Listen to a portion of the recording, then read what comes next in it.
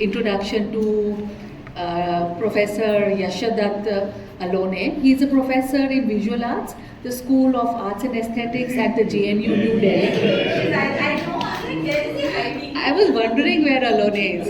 So, so he did his BFA in drawing and painting from Nagpur and MA in art history from Baroda, and MPhil and PhD from the Center of Historical Studies, JNU.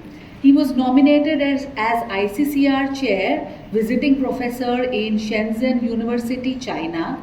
He happened to be the first Indian delivering a lecture at Buddhist Research Academy at Hangzhou, China. I might have mispronounced it.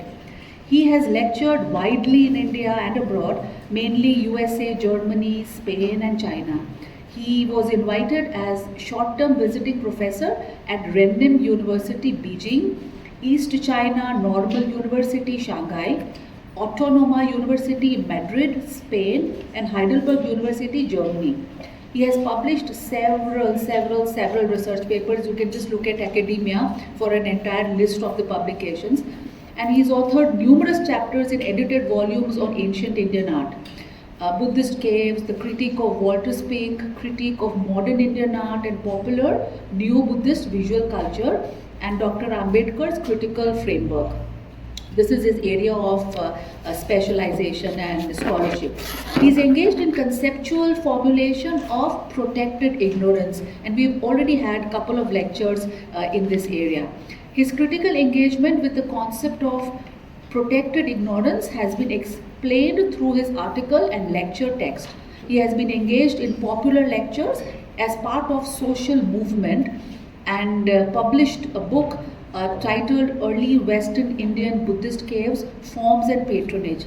He has been a regular contributor to the Outlook magazine. His recent publication is 10 Theses on Drama Tradition as Protected Ignorance in Documentary Theatre in India, Assembling Publics Performing Politics, published by the prestigious publishing house Transcript, Germany.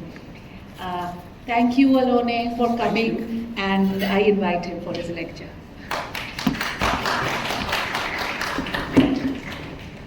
Thank you very much. It's always a pleasure to speak in Baroda. It feels more like coming back to home, and I'm greatly honored to have Shivji. Shivji had also come for my Protected Ignorance lecture. So I'll begin. It's titled as Cultural Psychosis Interrogations. It's quite a different presentation, and I hope you do not get bored by that. That's the only thing I can expect. So there is this disclaimer. This presentation is an academic exercise aimed at offering a critique of cultural phenomenon and a discourse under the provisions of Indian Constitution, Article 14, Article 19, Article 25 and Article 15. Psychosis is a term in the psychoanalysis. The moment term psychology enters in the domain of interpretation and understanding, we certainly recall the great 20th century psychoanalysts Sigmund Freud and Carl Jung. The quest in the 20th century is to explore behavioral pattern of the human mind, though human mind is a center point of interest, but it is more an exploration to understand the claimed intersection of the human thinking. The biologist would explore the functioning of the human brain cell and the chemical reaction that led to certain behavior of the human mind. Freud's analysis of the hidden, which is termed as subconscious, becomes one of the important means to understand imaginations, hidden desires, and the sexuality that became tool for the psychoanalysis in the discipline of visual arts and art history. At another level, perceptual psychology transformed the discipline of study of art to a magnitude height where each artist's practices were seen and appreciated differently, and the most important social category for the artist emerged as intelligent, creative, genius. Nevertheless, the philosophical engagements and emergence of modern and postmodern philosophical logics turned the psychology inquiries into a new sphere. Kant, a very well-known philosopher of the time, says that ultimate reality is unknown and unknowable. Kant further advocates the idea of transcendental that became the magnet for many to explore that enters into spiritualism. And this is also a case with many of the Indian intelligentsia, so-called claimed intelligentsia, as well as those who were part of the academic knowledge production process. Hegel formulates the idea of qualitative consciousness while exploring the very consciousness itself, thus signaling a new explorations at philosophical level. Consciousness thus became a key concern that allowed subsequent thinkers and practitioners of psychology to enter into interrogative process. It is interesting to observe that the categorization of levels of consciousness becomes an important marker for both Western academic philosophy as well as Indian philosophy. Husserl categorized consciousness as intentional act directed towards the objects. Phenomenology and hermeneutics allow to enter into the multitudes of explorations of role of consciousness. The hidden became a subjective means whose objective relations are set through the philosophical or hermeneutics, which does not digress from the main inquiry of the quote hidden. The modern 20th century discipline of philosophy are deeply guided by the ideas of dualism, which is connected with the Advaita and Vedanta. There are many names in this regard, especially the Indian ones, that is Radhakrishnan, K.C. Bhattacharya, Ashish Sinha, etc. But the more pertinent question in this regard is how it is connected with the discipline of art history and visual culture.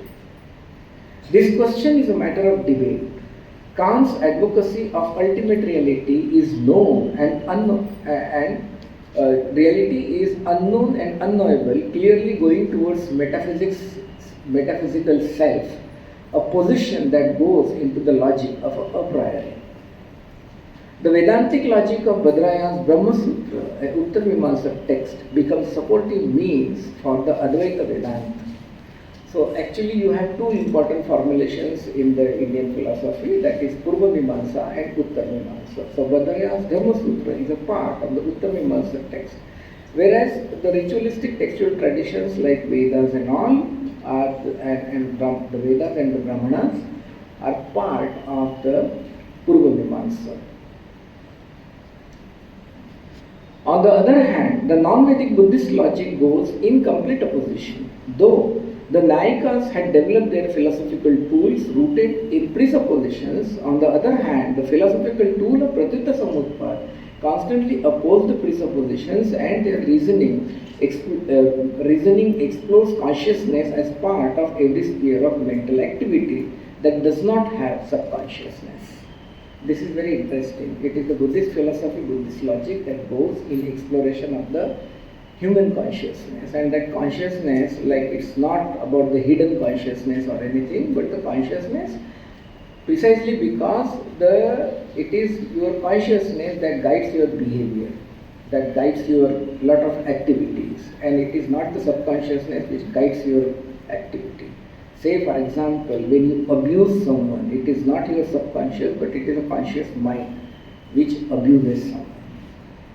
When you perform a crime, whether it is rape, whether it is murder or anything, it is not your subconscious that works, but it is a consciousness that works.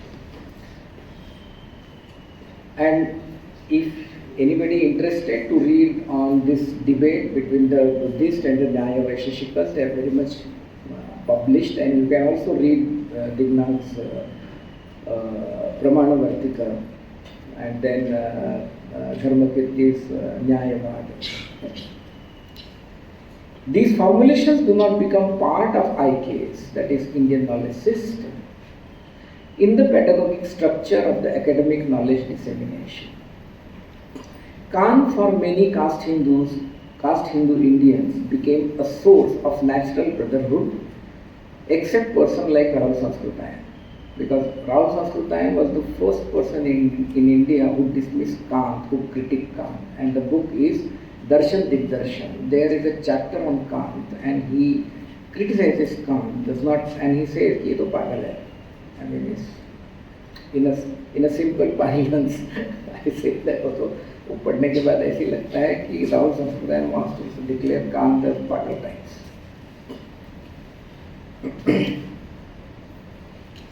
It is in this context one will have to see works of Ananda Kumar Swami, who became the principal exponent of spirituality in Indian art, which was also part of West versus East debate and the defense put forth by many so-called intellectuals whose ideas were deeply romanticized and considered their own tradition as divine and sacred. The other exponent was Stella Cranbridge, whose language of formalism became mystic and at times beyond comprehension. For example, the term transubstantiation. At least I know how Parimu would take some hours together to explain us what is transubstantiation. And I don't think neither Shivji nor Deepak Kannal, the two main disciples of Dr. Parimu, even ever bothered to really understand transubstantiation and pass it on to the students. So you can understand the problems in the very term transubstantiation and its application when it comes to the Indian sculptural tradition. The very idea of divine and sacred becomes the mainstay of dissemination of the cultural practices that comes into a cultural psychosis. The subjective explorations of the objects are seen through the relics of the textual tradition, thus becoming a thick presupposition where the consciousness of adherence to ritualistic practices become a normative.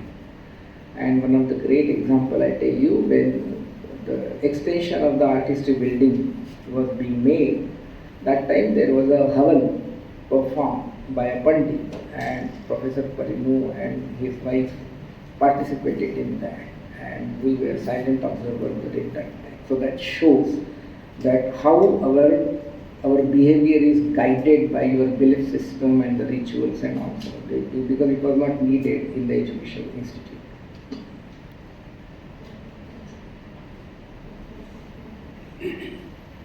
The Hegelian dialect has greatly influenced the philosophical interpretations that are replaced by the Marxist interpretations, where conditionality of the period is important factor and not the spirit. Nevertheless, both deny the role of human consciousness and propose to understand the psyche as part of the spirit and basic superstructure. Can we then interrogate the process through which the agency of interpretation becomes a central authority of interpretation? Is amnesia and paranoia are the product of intentionality that is embedded with the deep structure of thoughts guarded by the presuppositions? How such a phenomenon can be understood as part of cultural psychosis? Gayatri Chakravarti Spivak is the most prolific thinker and a critic who is equally connected with the ground realities. All her writings have been influential and unable to explore, but failed to produce a critique of normative. The two important texts, Can Subaltern Speak and Critique of Post-Colonial Reason Towards the History of Vanishing Present, 1999. Now this particular book is the most important book she wrote, and that chapter on philosophy is a very, very dense chapter, and it is really worth studying that chapter and exploring, where you will find a critique of Kant. It's a very important reading she produced, and she says that is the best she wrote ever when I had a personal conversations with her. Postcolonial studies, she writes, postcolonial studies unwittingly commemorating a lost object can become an alibi unless it is placed within a general frame. She further says, the mainstream has never run clean, perhaps never can.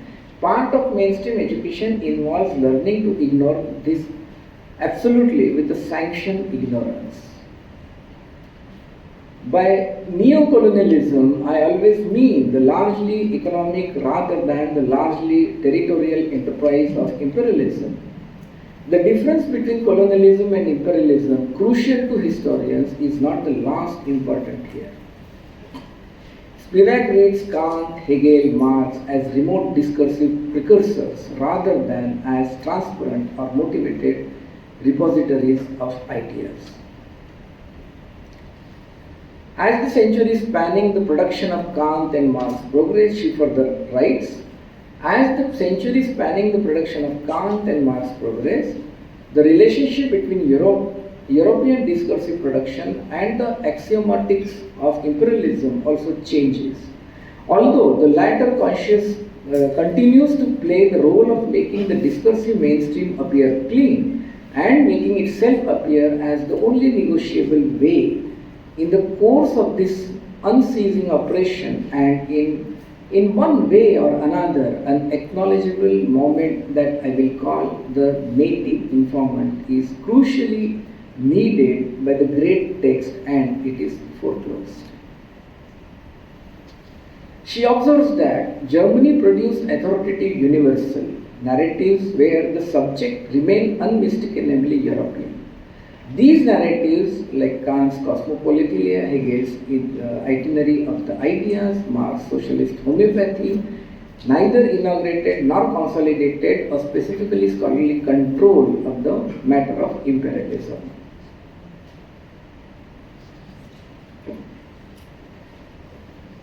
Spivak further writes that, and I quote, there is a quite slippage between the capacity to desire and a goodwill. Former is an inbuilt characteristic of the mind, the latter deliberative or characterological property. Kant is careful to fix the limits of reason to see it as free yet bound, determined to supplement what must always remain a lack. The human being is moral only in so far as he cannot recognize himself. Kant does not give cognitive power to the subject of reason, and indeed he makes his own text susceptible to the system of determined yet sometimes whole some illusions he seeks to explore. This may be called a topological deconstruction of the concept of the free. According to Spivak, Kant denies humanity to aboriginals. But more pertinent question is who sanctions the ignorance and does that authoritarian voice has any rationality or a rational self? Production of the authoritative universal is a part of intentionality, and hence consciousness of dominance through the mode of language and position becomes a tool that gets naturalized, which is a normative, and hence critique of a self does not enter. But nevertheless, Spivak remains the only among the academic syndrome of postcolonial accepting a critique and correcting itself and expressing those aspects on the public platforms.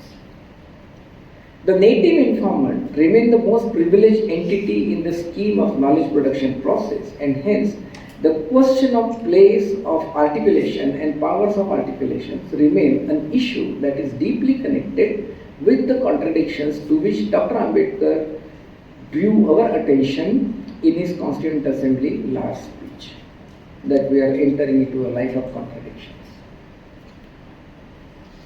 Divya Dwivedi, in a recent essay, the Psychomachia of Caste and Psychoanalysis in India, she's an associate professor and a person from philosophy working in IIT Delhi, and there was a lot of things were written about her because of her bold position.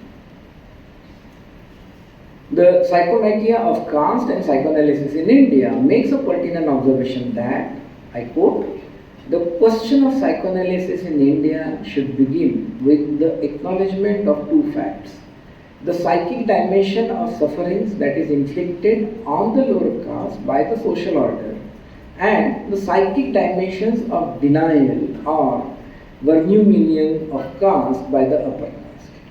Because many upper caste would like to say, there is no caste and all kinds of things, we don't follow and all those things. Or when they go out of India, they say, no, it's all in the past but not in the present. That's the kind. So there is a constant denial.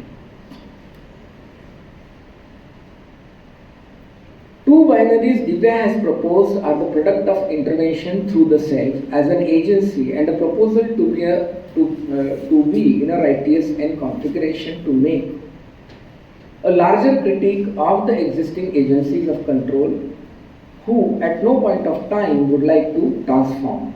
Thus, the role of conscious self needs interrogations not only to create centrality of meaning but also resultant potent signifier that would constantly create concealment all the time and make consciousness as part of secret and keep out of the purview of any inquiries.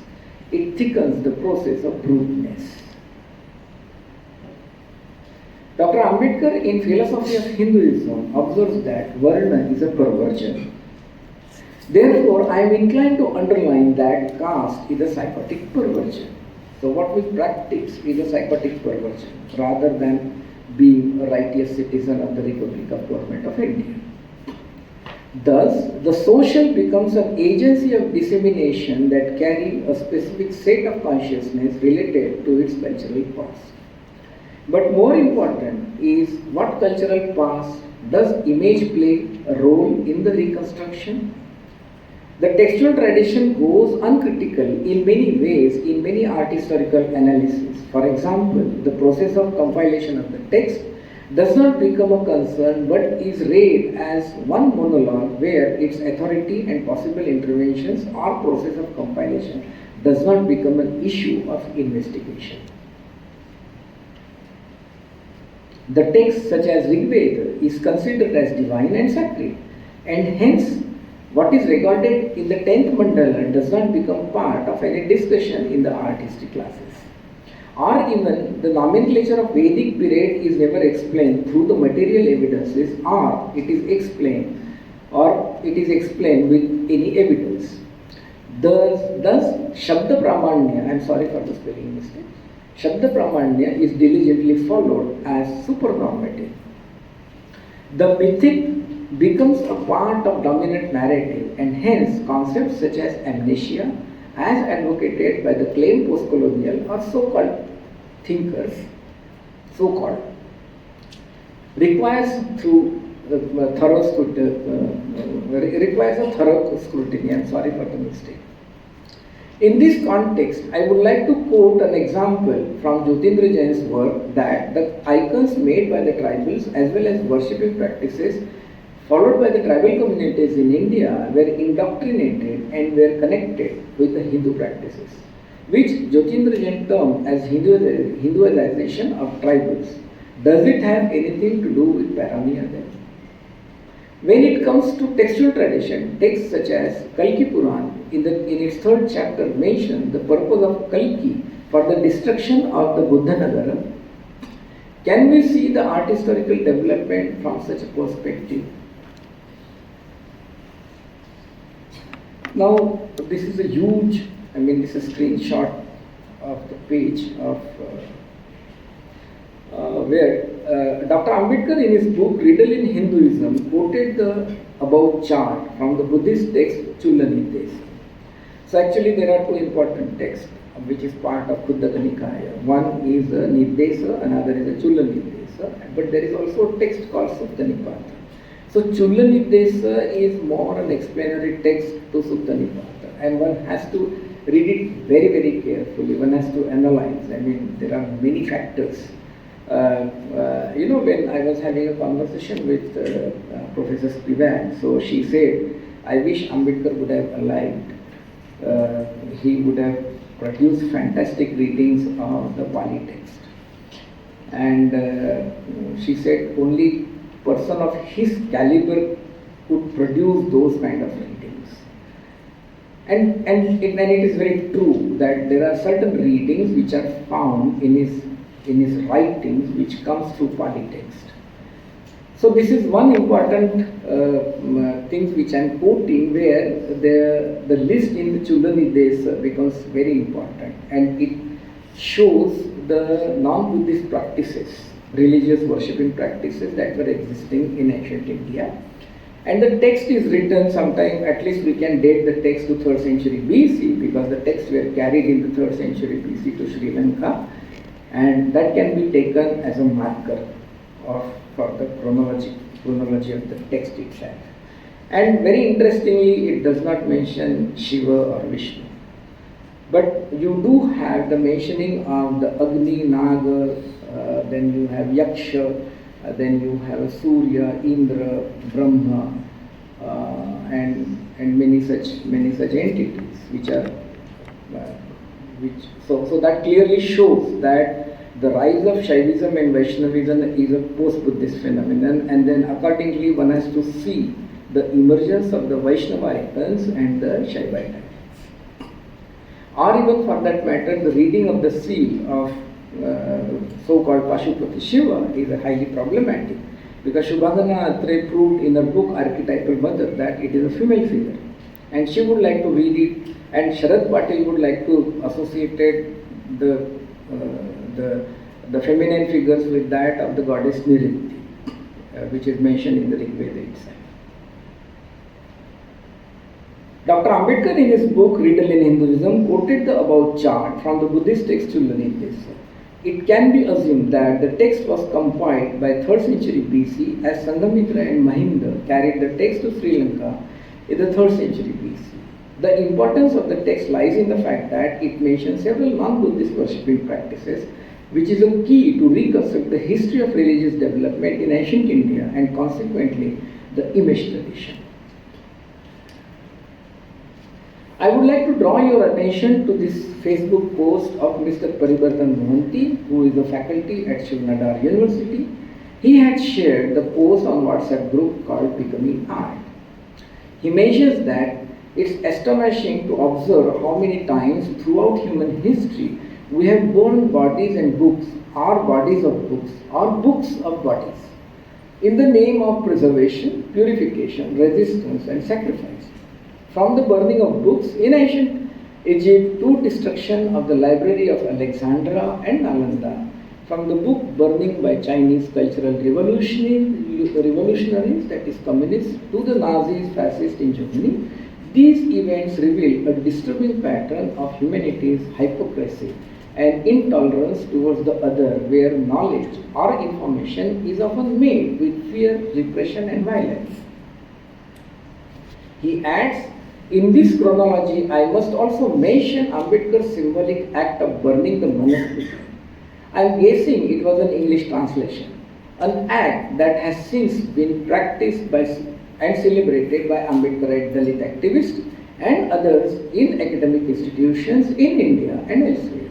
The act of burning books on campuses has been seen as a radical, daring, revolutionary act. These are reasons, arguments, justifications, and solidarities offered to convince, silence, or provoke. He further clarifies that, for me, only a mad person can celebrate the burning of some papers of the black ink or colorful illustrations or the printing technique or the pressure of the printing machine or the glue that binds the book within a hard or soft cover. Here I am referring to all kinds of books of all natures filled with whatever nonsensical, extremist, sexist, misogynist, casteist or racist values they may carry. Burning them in public is a regressive, hypocritical, and hysterical. So he is basically saying that Ambedkar's burning of Manusmriti was hysterical, hypocritical, and regressive. Someone who understands fire's sacred, all-devouring nature and its purging character within the context of Hindu Brahmanical rituals of cleansing and mass sacrificial ceremonies cannot separate or accept Ambedkar's act of burning the copies of Manusmriti as resistance against caste dominance, supremacy, and violence. Instead, it should be viewed as an aggressive, impulsive decision performed without much analysis. I am 100% sure Mr. Mohanty did not read entire Manusmriti. had he read it, he would not have said like this. The first critique of Manusmriti is found in the poems of Savitribai Phule and a bit in the writings of Mahatma Phule. The second critique of Manu comes from Pandita Ramalai. And then Ambedkar extensively critiqued Manusmriti and critique of Manu. So you do have a genealogical history of critique of Manu in 19th and 20th century. And it continues even now. But Mr. Paribardhan Mohanty, being a Mohanty, I would say, his consciousness is so much connected with the whole idea of caste Hinduness and the logic of sacred and divine, which becomes part and parcel of your everyday household in which you are born and brought up. It becomes very difficult to come out of it, to shade those kind of ideas. Very few have managed to do that. I finally decided to respond to this text, his text, on the WhatsApp group and candid observations I have noted. I said, reflection of typified liberal caste Hinduness who sees everything as sacred and divine, writer should first introspect. This is what I wrote as my response. And he got very angry. I had that entire conversation. I wish if I would have had a time, I would have read the entire conversation and you would have enjoyed that. The conversation went on with some charged arguments and I maintained my cool and went on stating certain philosophical positions.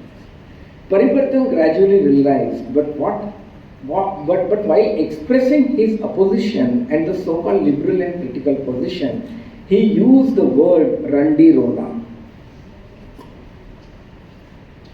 Just imagine. The use of the language is a marked indicator as to how cultural psychosis operates. I explained that Manusmriti gets constantly burned as part of rejection of those who understood the inhuman exists in the text. The process is still continuing and shall kill ignorance. Hence, the act has historical value. The expression of Randi Rona is extremely unethical and shows gender and social insensitive senselessness. Do artists really pay any attention to the play of cultural psychosis? Burning of Manusmriti was performed under the leadership of Dr. Ambedkar during the Maharaja agitation on 25th December 1927. It was one of the most revolutionary acts of the time where the text was deemed as sacred and divine. Even today, many consider it as sacred text and would like to adhere to the text very diligently. Or even when the constitution was formulated, the RSS chief had declared that this is not something we accept and we accept Manu Dharma Shastra as our constitution. A website called Hindu for Human Rights mentions on its web page that on December 25th, and I quote, on December 25th, 1927, he organized a public burning of, that is, Dr. Ambedkar organized the public burning of the Manusmriti in Maharashtra, an act that was revolutionary of its time. It wasn't just about burning a book, it was about rejecting and challenging the oppressive ideologies that it stood for. It was a powerful message of resistance against casteism and sexism, a call for dismantling unjust system and a demand for a society where every individual is treated with dignity and respect. Today, as we celebrate Manusmriti Dahan Divas, we honor Dr. Ambedkar's revolutionary spirit and his relentless fight for equality and justice. We remember that change is possible when we have the courage to challenge oppressive norms and systems. but our struggle is far from over. Casteism and gender inequality persist insidiously and blatantly within our societies. Therefore, this day must serve as more than a mere commemoration. It's call to pursue and intensify our struggle for equality and liberation. This exploration takes us to see the politicality that operates in the contemporary India. Transcendentalism remains a force justification in everyday realm of thinking. The fact that India's post-independent achievements can be categorized as follows: that we are a number one labor supply country in the world. Second, we are a Mithyavadi Samskruti, that is culture of mythic. Third is a Vidambanavadi Samskruti, that is culture of defamation. And fourth is Labharti, that is beneficiary. So these are our achievements of the post-independent India. And one can also study the contemporary art practices on those lines, who are making a critique of that Mithyavadi Samskruti and who are elogizing that Mithyavadi Samskruti. Similarly, who are the people who are really making that part, the image as a part of culture of defamation or image as a part of opposition to the culture of defamation. Thus, these parameters are constructed through the lens of cultural phenomenon as well as parameters. But do they have any logic as such? Indeed, they emerge through my own conceptual formulation of protected ignorance. I'm sorry, I will not speak on protected ignorance. Labor is an important entity of production, and caste labor is also a stigma when it comes to untouchable communities. Every labor has to have dignity, but some are highly ghettoized. Artists are also actively participating in the labor process and bringing that experience in their formal language. Ready-mades certainly are not part of cultural psychosis, but artists as an agency often attempts to make impositions. The materiality of material becomes a concern that also has dimension of authority, signature, ownership, and many such issues. When confronted from the perspective of labor achievements, there is a marked difference of sophistications that either enters in the transcendental aesthetical practice or a non-transcendental realm of its earthy existence. And here is the work of Birendra Yadav. The debris of fate is an assemblage of the broken debris from the construction sites and re-inscribe them with images of working tools as beautiful mosaic. The work's beauty is deceptive as a closer observation reveals the paraphernalia of oppression and subjugation. It is showcasing the toiling masses of India involved in labor. Their tools and objects belonging to them are assemblaged together to represent their absence in the social narrative of India. Being part of the unrecognized labor market, their plight does not become a priority. And he has been engaged with the brick manufacturers communities in Bihar and Uttar Pradesh and produced very good work. So there are very few people. Or even for that matter, let me also tell you that our art history student Rucha Kulkarni, who is basically trained as a painter and then came to art history, got engaged with the weavers in Maharashtra. And then that experience she has produced as a part of the representation of the labor and the community. Though she comes from a privileged social background, and she claims, I know there are certain privileges which are inbuilt, which I always receive, but the same doesn't exist with everyone. These TV anchors have created different benchmarks. They are part of the Vidambanavadi Samskruti. They are part of consciousness of senselessness and have stick to the same doctrine. Some even declared that India captured Islamabad and Karachi, etc. during the Operation Sindoor. I hope you have seen those clips on their news web portal or even otherwise also. that India captured Islamabad and Karachi, etc. during the Operation Sindhu, a perfect example of cultural psychosis and Vitambanavadi Sanskriti. The haunting performed by these anchors is a testimony to the fact that how psyche is driven in the public perception. Before Sindoor operation, Arnav Goswami was making a survey whether to have a war or not, whether to attack or not, and then there were a lot of those yes or no, you answer, So as if by doing this kind of a survey, the CDA, the Chief Defence Staff of India, will decide, or the Prime Minister or the entire cabinet will decide on the basis of that survey. It doesn't happen like this. But it is made to be a reality. Another important thing is that the entire news that carried on right from Pulwama till the Operation Sindoor, if you see the kind of a narrative that gets built up as a part of a war psyche.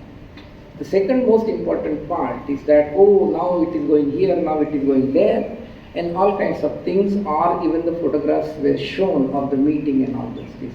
Let me tell you very clearly, no journalist, not a single journalist or even the PAs of the Prime Minister of the country is allowed to enter in the green chamber of the Prime Minister's office.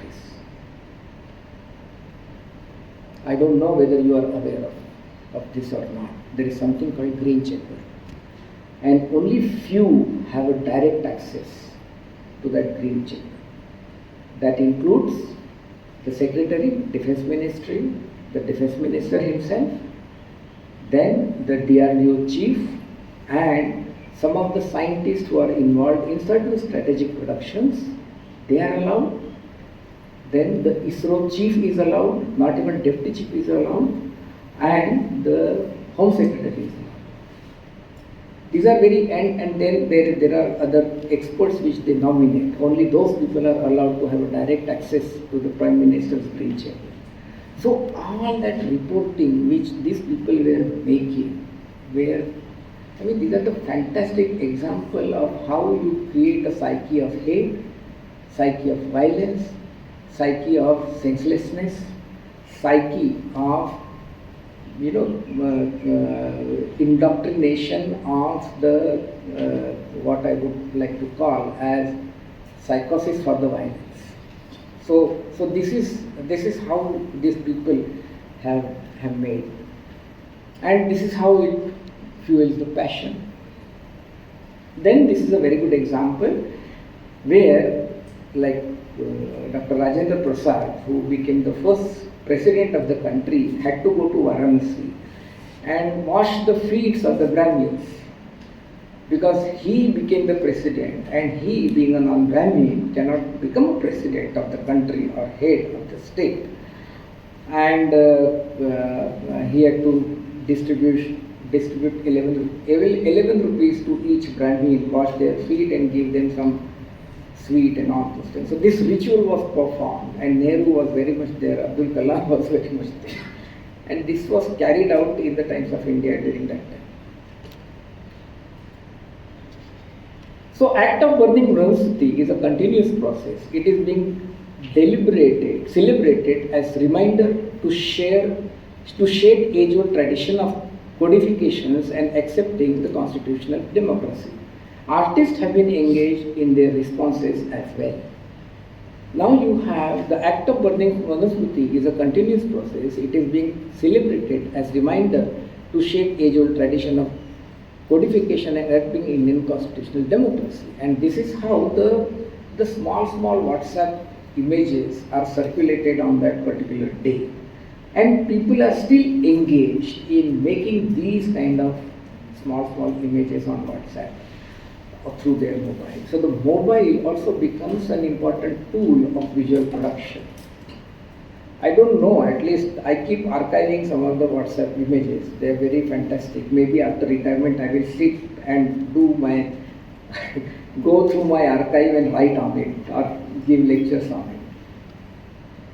This is by Rajeshri Gudi, where she is making a critique of the Manusmriti, that is the pulp which is created, and through that the textual surface are created. And this is how, I don't want to read this text because it will take a lot of time. Then this is another one, the pulp of Manusmriti, the text of Manusmriti, and there is this small dot here. You can see here this small dot, and that small dot is titled as Manusmriti. Then there is this installation of Mahan Chaudar Time Satyagraha, where she put those small stone as a part of the stupa and representation of the people who had participated in Mahatma agitation. So, and according to her, they became the Prabuddha, they became the progressive and progressively conscious Prabuddha. So this is how she made that event. Then this is by Kritika Kayan, again on Manusmriti, how the certain stanzas are produced as a part of artworks, and then there is a diffusion of those stanzas and all. So she was in France, now she has moved to UK, and originally she is from Australia. So her family was from Delhi and then moved to Australia. So basically an NRI scheduled caste family moved into Australia, and then there were a lot of problems and all those things, and she took that as a part of her experiential realm, experiential reality, and started producing those artworks.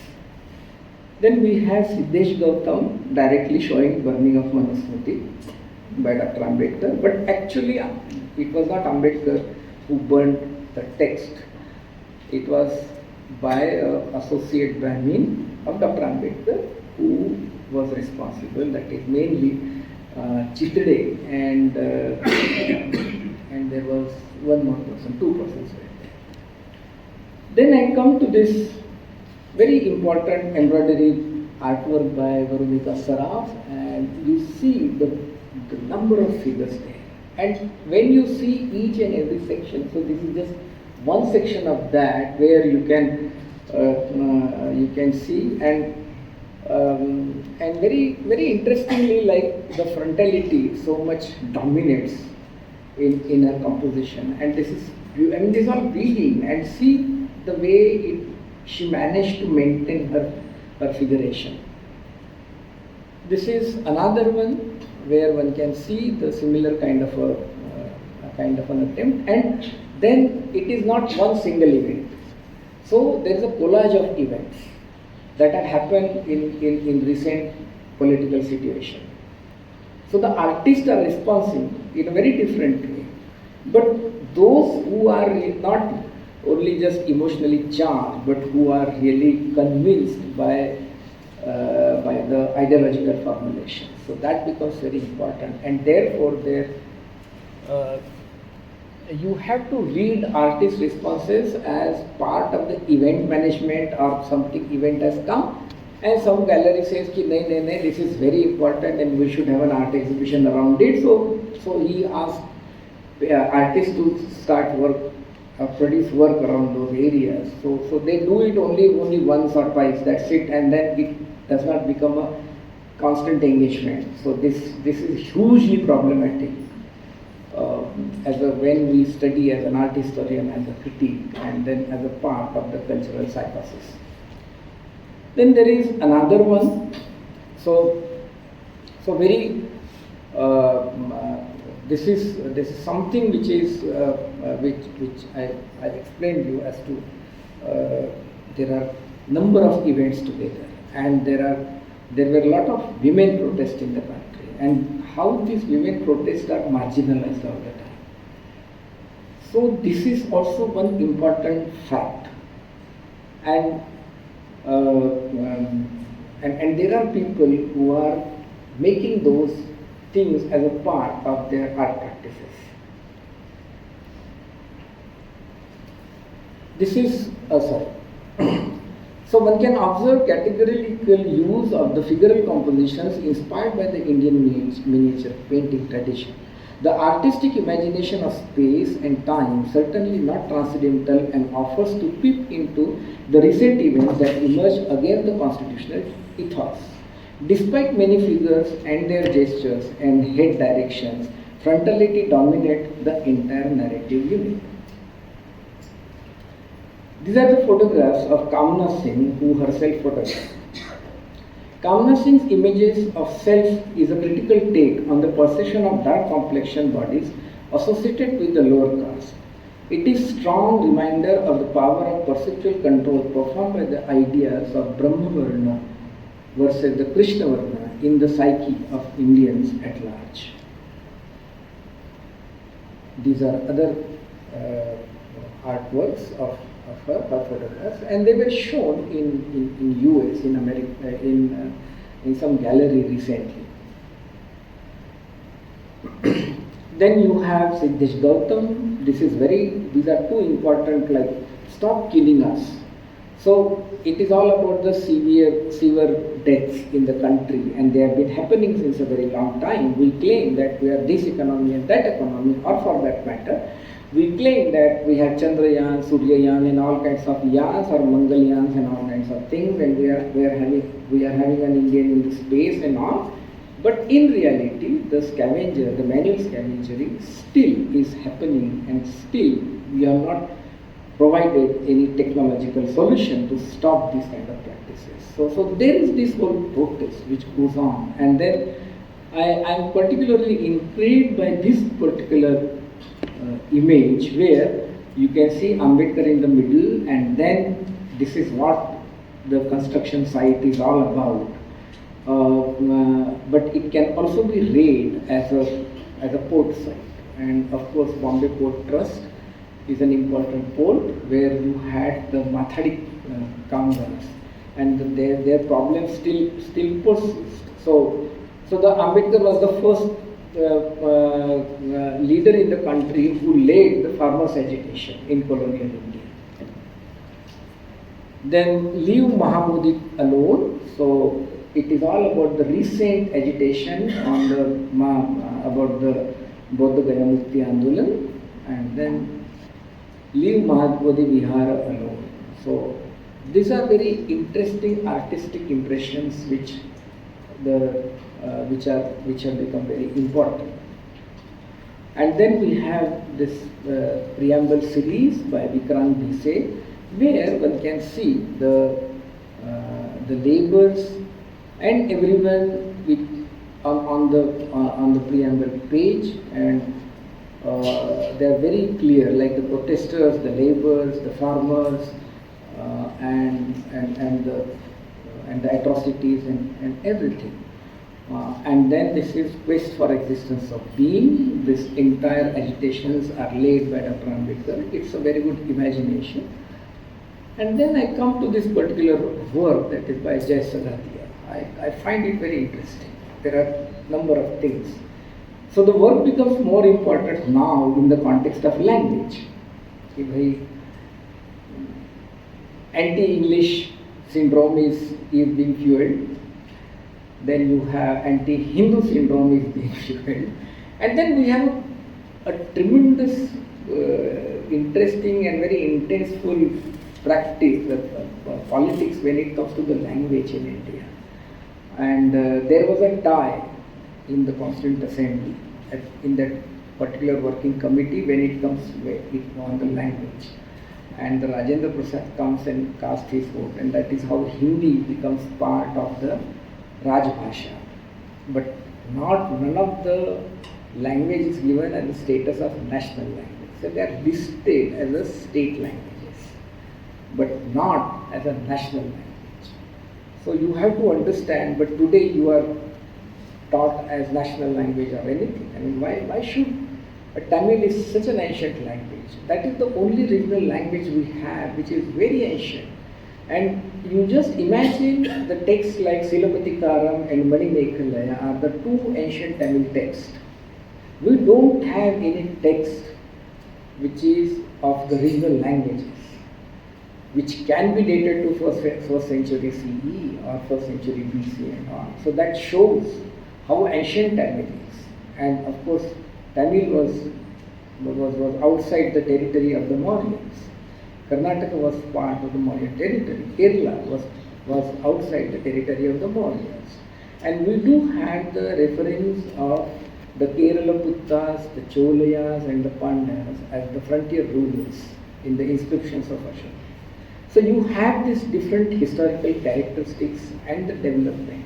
But today it is seen as a part of the conflict. Then there is another book called Ajeya Bharat in Marathi. I don't remember the name of the author, but it's an interesting take as to how, like the northern India could become a Muslim India, the southern India could become a Muslim India. That is what is all Ajeya Bharat. So again, you see the history from the as a part of the binary from the binary perspective. Now, this particular work is also points towards the whole idea of the mother tongue and all, mother language and all. And then Dr. Ambedkar says that about English, it says that it is a milk of a tigress. English language is a milk of a tigress, which will help you to roar, which will give you a strength of roaring all the time.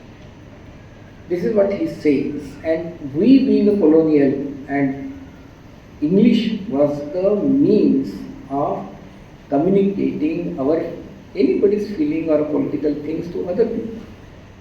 The unright will not understand Hindi or Rajasthani or Haryanvi. अगर कोई वो कहता है एक करे से तो the Tamil will not understand at all. So the only language that was, or a Bengali, what Bengalis were speaking, was not being understood by others. But it is English that bridged the gap, and therefore English becomes a very important language in India. And we do have Parsi, this Urdu, which is our own language, and see the way it is treated by the political class today. So we do have this kind of a language politics. And then here in this you have a Phule, which is very important image, and Phule was so much moved by the book called The Rights of Man by Thomas Paine. And then he also refers to Shivaji and historical personas like Washington and all, and Shramanic tradition and Bhakti tradition. Whereas Ambedkar's statements on clothes becomes very important in this regard, because somebody asked him, Gandhi is, अपना simple धोती पहन के रहते हैं, and you are always in suit boot. So he said, and this happened in Pune. He says, at least by seeing me in full clothes, my people will start wearing clothes. That is how he responded. So one can understand the politics of clothes, one can understand the images that are produced, and how there are certain iconographies that have emerged as a part of the public perception in the 20th century. Rancière, while observing critical and moral in aesthetics, writes that, and I quote, "We are no longer then in the classical framework of the discussion on means and ends. This distinction collapses into the same state of indistinction as that between fact and right, or cause and effect." Unquote.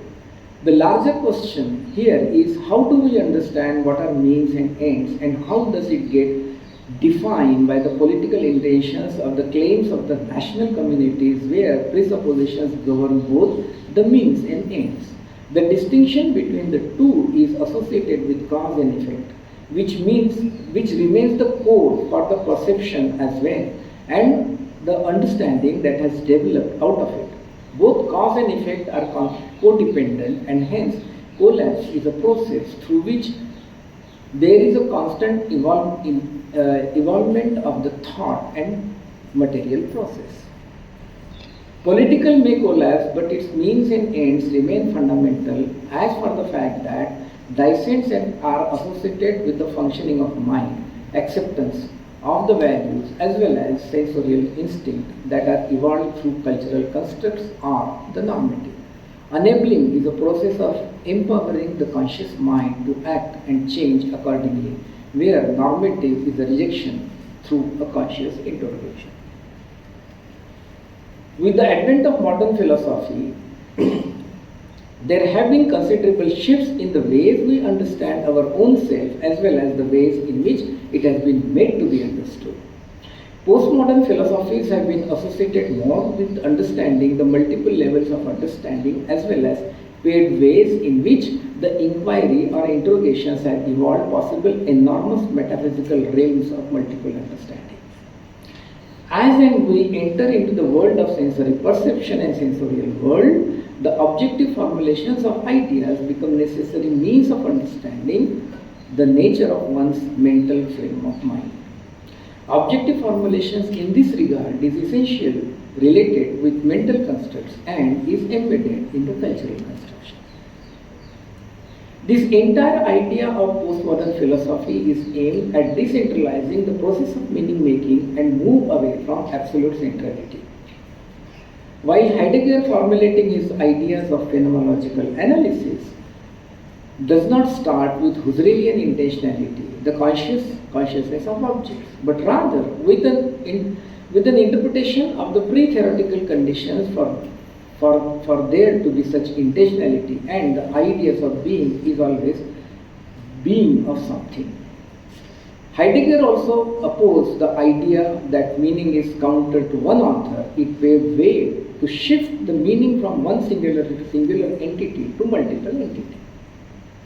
While Foucault and others have analyzed as to how our consciousness evolved as a part of historical reconstruction and truth is construed, he discusses latent structure of knowledge as episteme, that is, group of assumptions, prejudices, and mindset that structured thought of any particular epoch. Thus, episteme is embedded within. However, it becomes part of problematic as to how do we subscribe to such a phenomenon.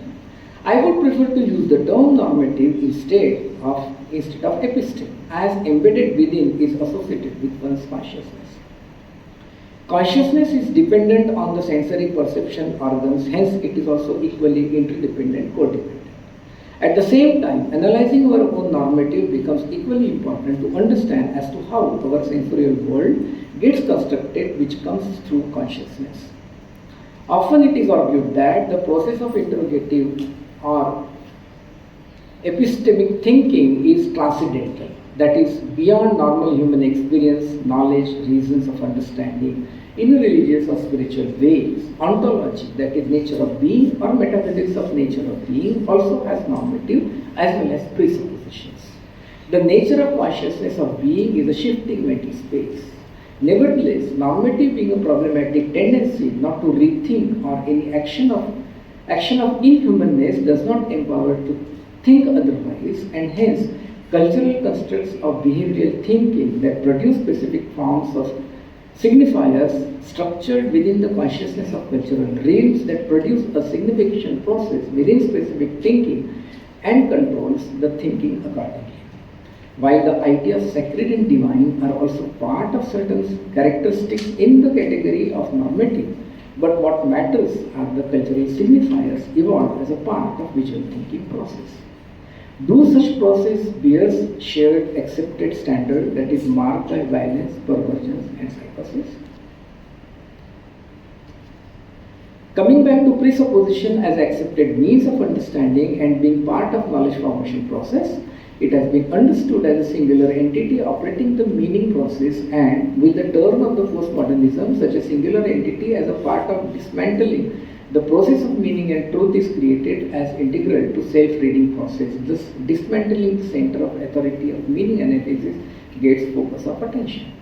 It is interesting to observe that consciousness of a kind becomes a choice that gets turned into universal process without dismantling the field of normative, and hence cognition and sensory perception is directed to safeguard interest of the self. But can transcendental then be considered as reflective upon the self? And how then prejudiced self-reflection can bear the capacity of being conscious?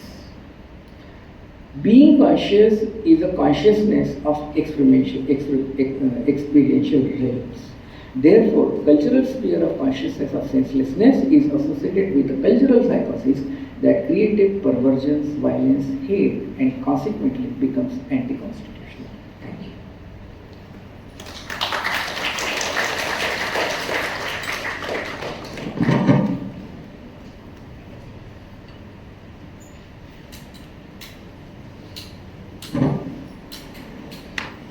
I'm sorry if it is a too heavy bombardment.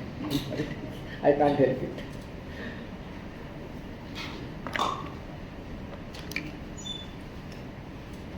Yeah, so any query, any question, any comment?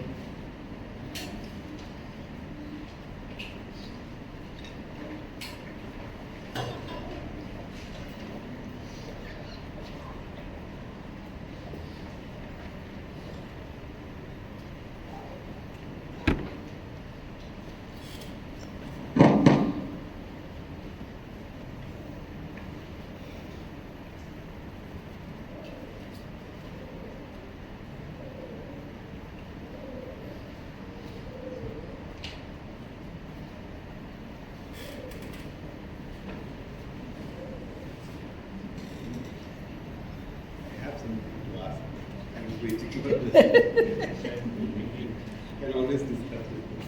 Maybe you. Yeah. So do you think that art being on more on the expression side is itself somewhat opposed to the idea of history? I mean, to be particular, historiography and so basically my question was that I mean, do you agree with me that when it comes to studying art history, it is more of a history of expressions rather than history of artworks, which perhaps goes more into cataloging. You should explain expression.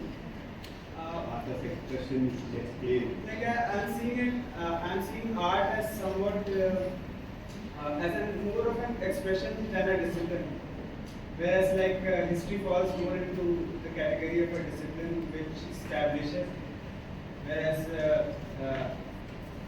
art rather desensitizes. So I mean, do you see that art history, I mean the idea of art itself somewhat opposed to the idea of history? Can I add to Yes, the question? please. Recently, I had an experience of talking in Bangalore about in the context of Dalit ephemera, and I was sharing some art of the Dalit activist artists, right, which included, of course, Savi Savarkar and Nanda Kumar. I have not seen many works by him, but the Pune Pact has always impressed me. Yeah. So showing that was actually questioned. So it was questioned in terms of that kind of oppositional. I would like to come back to that point later, but following up this question, my answer to that was that art is more a feeling. He used the term expression. I said art is a feeling. Art is constantly expression of feelings.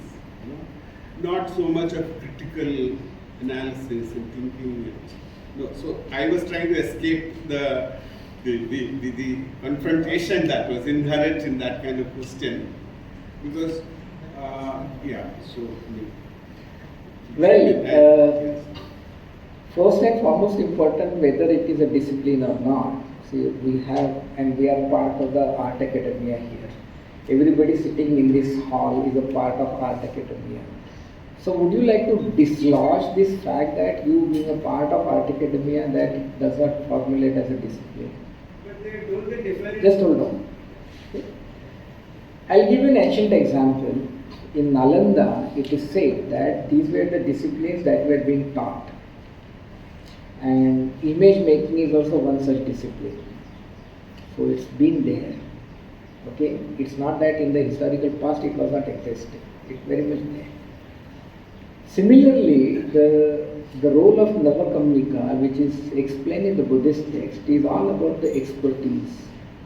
And then you have the redoing of the illustration of the text as a part of reproduction. Say, for example, the text we have of Mahamayuri Sutra and all, they are dated generally to 11th century, but the actual produced text is that of 13th, 14th century, because it is a copy of that particular text. So it is something like what you have as a Greek sculpture, what you understand as a Greek sculpture is through the Roman copies of the Greek sculpture. So it plays an important role, and everybody is part of history. Everybody participates in that historical consciousness. Today, we see it very critically because as a part of discipline, you see, the artist may not agree with you, but you as a part of your disciplinary practice may critique someone, may not like someone, may reject someone. That is very much part and parcel of human being, or that is very much there. But as an art historian, then you will have to categorize that these are the people who are associated with this. And the social science always asks this question: where are you in the political democracy? Because they are there. The sociologists, the political scientists, the economics are very much there. But where are you? The artist and an artist are both. I'd also like to tell you something, the Lalitkala Academy was conducting its election earlier. Like the member of the Lalitkala Academy would choose their office bearers and all those things. It is stopped. Why it was stopped? Of course, I am also part of that process, so don't abuse me. The Parliamentary High Power Committee had recommended. And when it came to me, so I had to give a justification, I had to write a justification. The amount of money that was being spent on the election of Lalit Kala, 1 crore 60 lakhs. It's a whopping amount. For what? I said, nothing doing. You must stop this. And I wrote my justification of the observations made by the Parliamentary High Power Committee. And I also said that this money should be diverted for the fellowships to the students. And that is how that money gets diverted for the fellowship of the students. Lalit Kala or CCRT and all those things. See, you may have problems in the distribution of the fellowships, that is a different thing, that is not in my hand.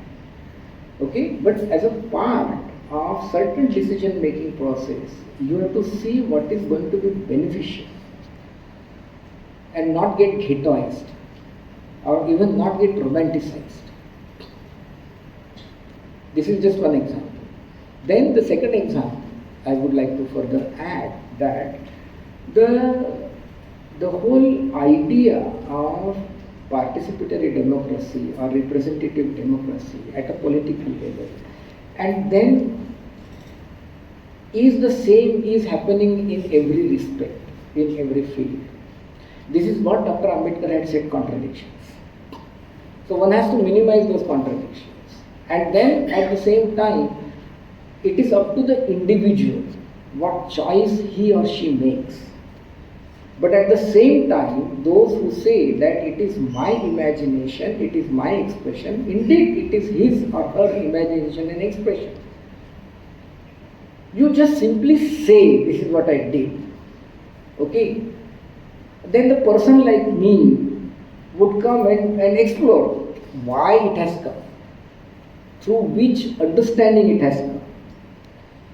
That becomes my job. But at the same time, when you say something of this, the artists suddenly get active. See, I have also been part of the practice because I am trained as an artist. And certainly I would not like to, make any impositions on anyone. नहीं भैया आपका अपना freedom है, आपका अपना choice है. But then, why do you claim your defense mechanism to the transcendentalism? And what kind of a transcendentalism then you practice? The claim of this transcendental becomes extremely problematic for a person like me.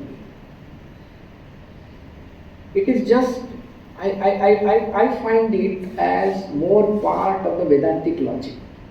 Either the Vedantics have not created structures of equality, nor they have made transformation in the society.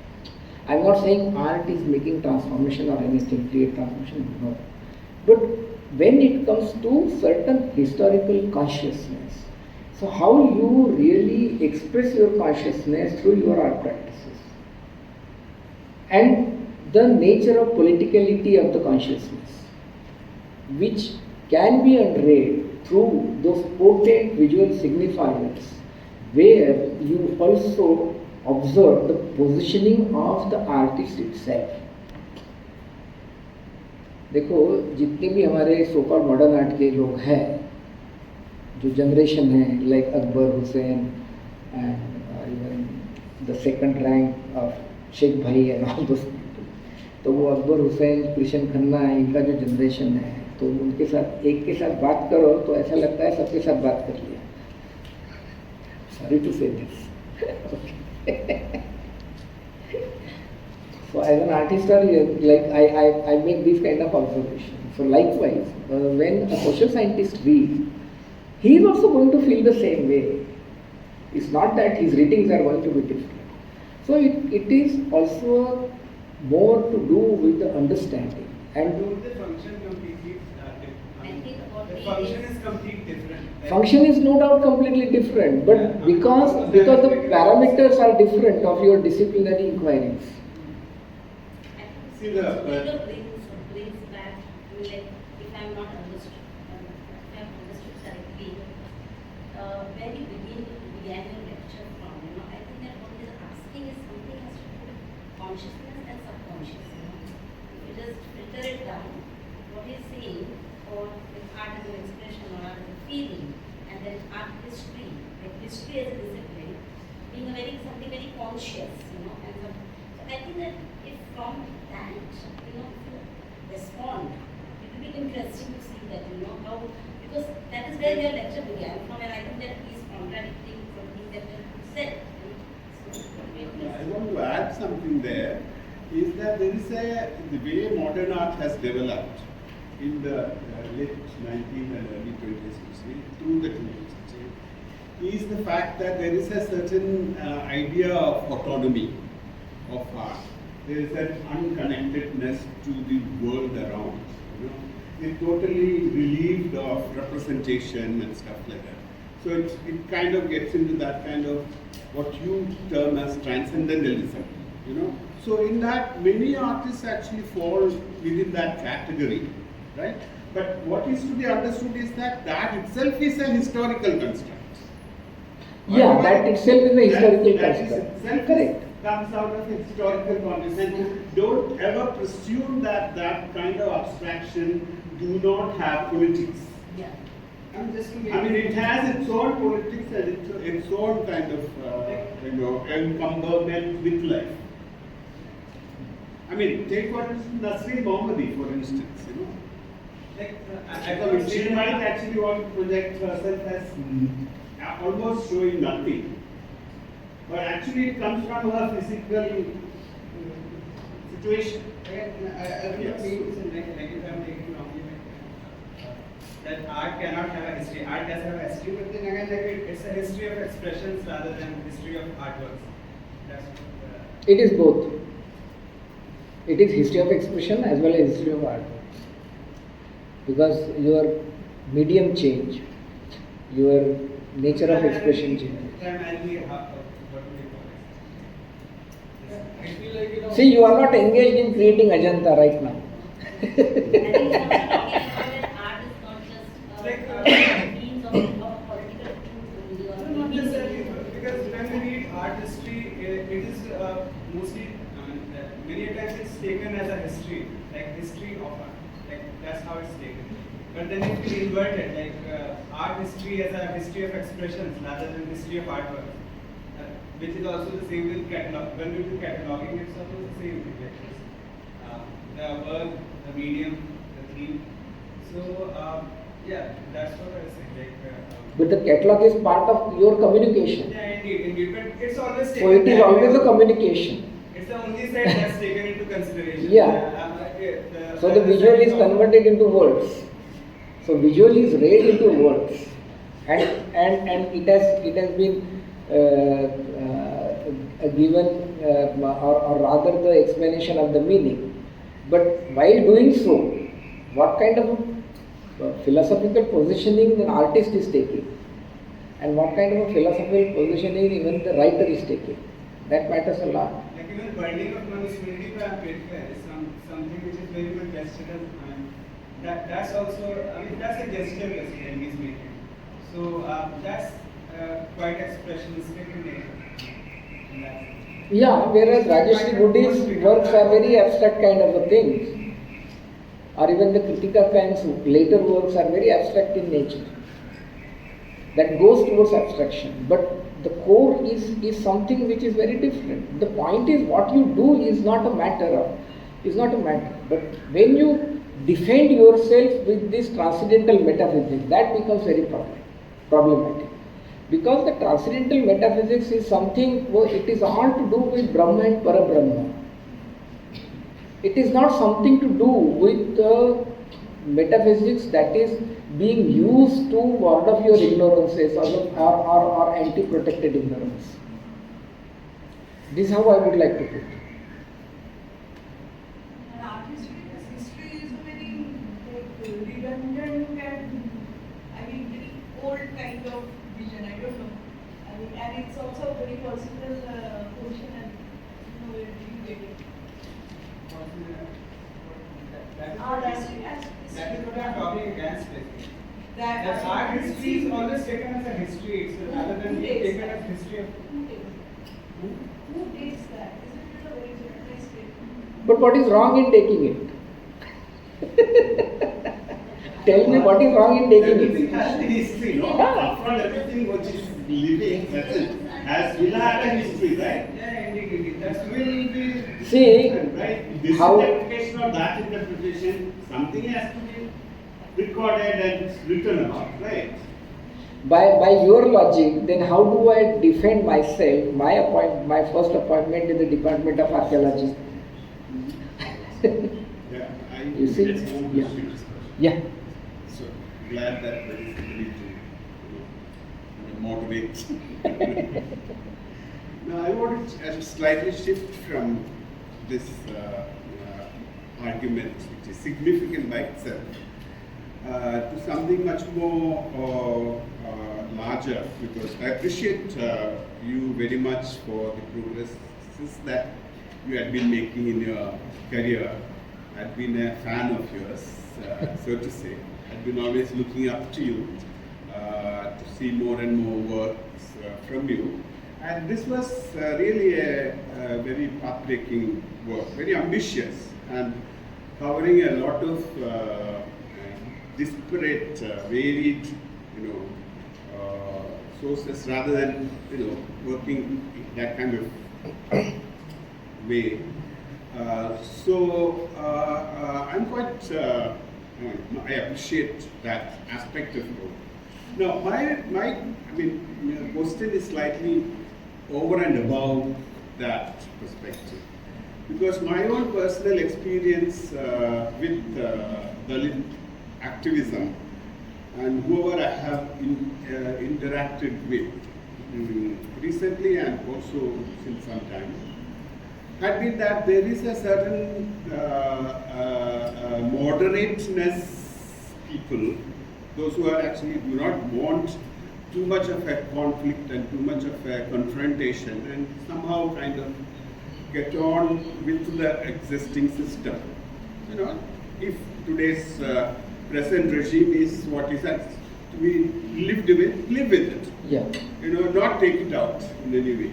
But I have seen a larger other section of academics, particularly, who would like to project Ambedkar and Ambedkar's life and everything as whatever is happening today also as a major activist intervention into the mainstream, into the that is where my question is. My question is that it is a national phenomenon. When you talk about Hinduism or Dalit issues, these are national issues, right? And when you talk about constitution, of course.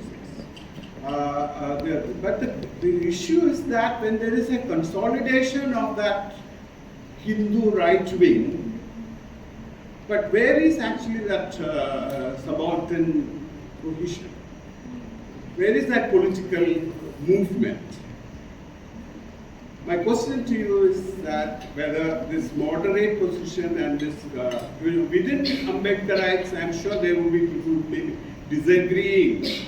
That may go with, like that Mohanty's quote, longish quote that you have made, may have doubts whether doing such a thing would be something good or not.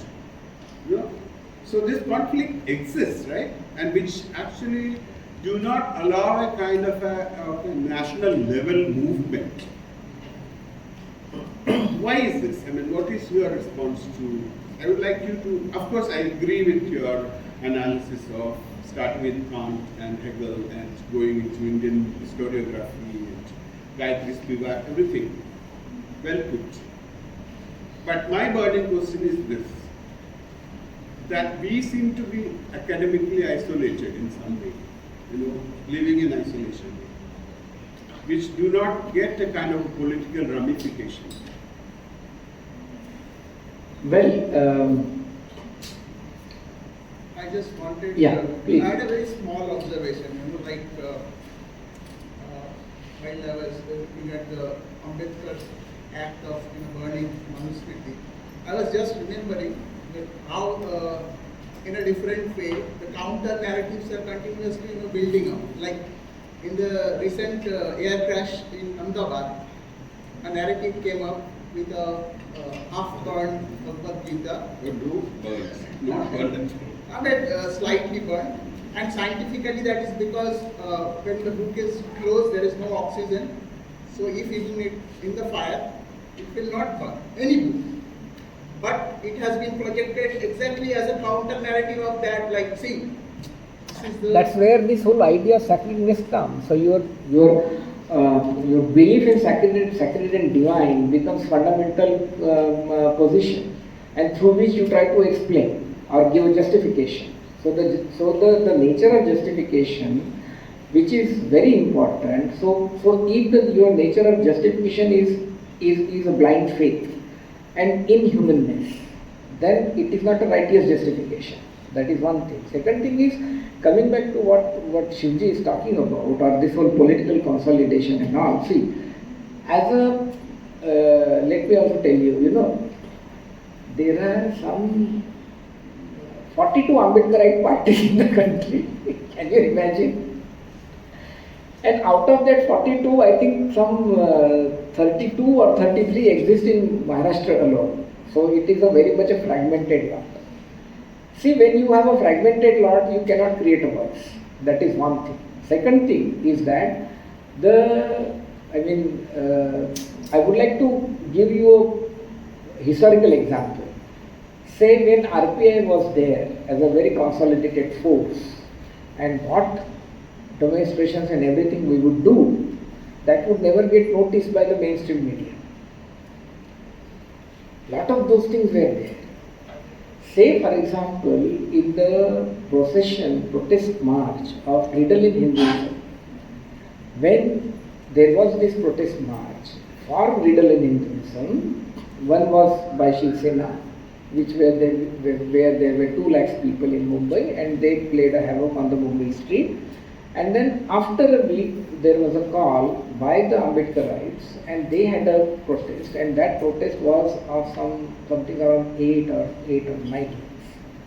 And then that record gets broken with VP Singh's celebration of Mandal Commission at Chennai. But the point here is that consolidation of expression, it was not just the Ambedkarites, there were other people also. Those who were conscious enough and said that no, it should be there, It should not be deleted, it should not be destroyed or anything.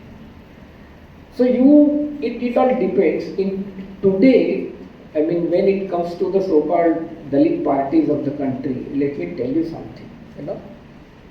I mean, it's the nonsensical imagination on the parts of Dalit leaders in the country or Dalit population in the country that they would get political power. Because political power is a number game. तो आपके केवल 30% population से आपको political power नहीं मिल सकता. Very clear. You need to have larger alliances, and in order to make those alliances it is very important that how you communicate with others and how do you convince with others. And to be very frank Shivji, if I want to give one line answer to your question, then I would say, जिस दिन OBC सुधरेगा उस दिन देश सुधर जाएगा. बस. It's very simple. Because they are large in number. They are the one who are the power voters everywhere in the country. So जिस दिन वो सुधर जाएगा उस दिन सब सुधर जाएगा. कोई प्रॉब्लम नहीं है. So when you do those kind of things, certainly it will get that kind of an articulation. But that does not mean that we should not do those kind of things. It is very much there. The large number of people are getting conscious. They are making transformation. They are changing. They are realizing. So I think we should appreciate that. And then there are positives also. We will remain a minuscule minority. That is very much there. But that does not mean that we should shed our political positioning and the lust to change the society.